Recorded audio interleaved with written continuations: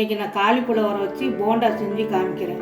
இப்போ இதே மாதிரி கட் பண்ணி வச்சுருக்கேன். நீங்களும் இதே மாதிரி கட் பண்ணி வச்சுக்கோங்க. இப்போ சுடுதண்ணி வச்சுருக்கேன். இந்த சுடுதண்ணியில் காலிஃப்ளவரை போட்டுட்டு ஒரு 2 நிமிஷம் கழிச்சு நம்ம எடுத்துடலாம்.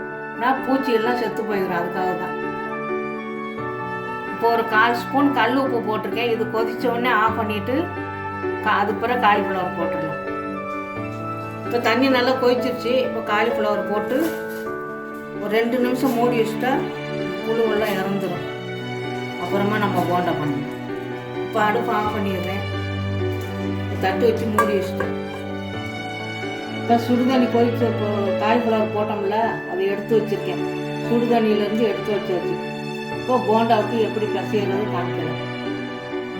இப்போ காலிஃப்ளவர் போண்டாவுக்கு ஒரு மாவு ரெடி பண்ணிக்கலாம். இப்போ கடலை மாவு 200, கடலை மாவு 200 போட்டிருக்கேன். இப்போ பச்சரிசி மாவு 100 கிராம்.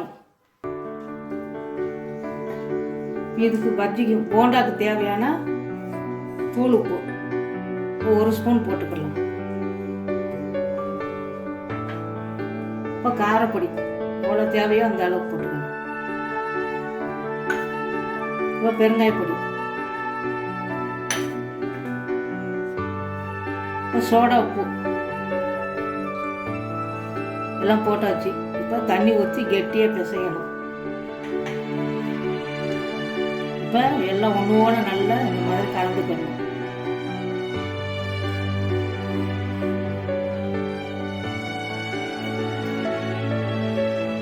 உப்பு காரப்பொடி நல்லா ஒன்றோட கலந்து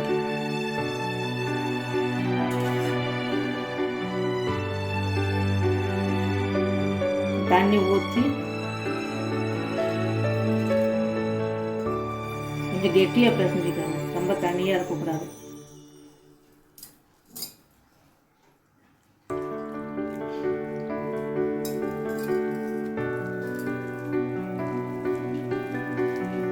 இப்போ போண்டா மாவு ரெடி ஆயிடுச்சு. இந்த மாதிரி கெட்டியாக பிசைஞ்சிக்கணும். இட்லி மாவு மாதிரி ரொம்ப தண்ணியாக இருந்தாலும் ஒட்டாது. இப்போ எப்படி போண்டா செய்கிறது பார்க்கலாம். இப்போ கடாய் வச்சாச்சு. எண்ணெய் ஊற்றிருக்கேன். அந்த எண்ணெய் சூடாகட்டும். இப்போ எண்ணெய் சூடாகிடுச்சு. சிம்மில் வச்சுட்டு இப்போ போண்டா போடலாம்.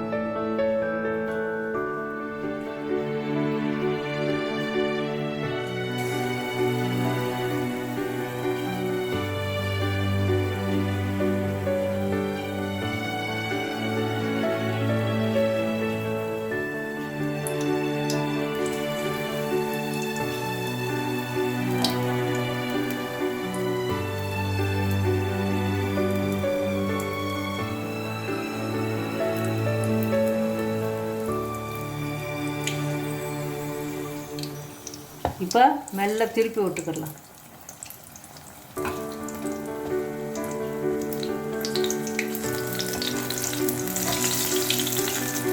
சிம்லேயே வச்சு சுட்டா அந்த காலிஃப்ளவர் பூரா நல்லா வெந்துடும். இப்போ நல்லா வெந்துருச்சு. போண்டா எடுத்துடலாம்.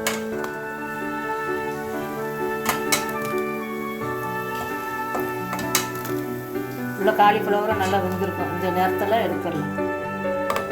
இந்த கலரில் எடுக்கணும்.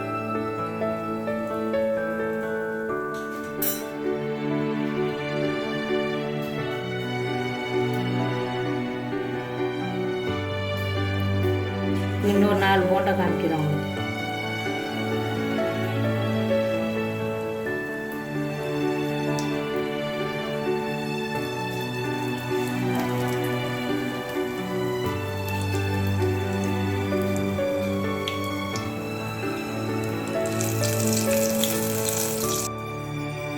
இப்போ காலிஃப்ளவர் போண்டா ரெடி ஆயிடுச்சு.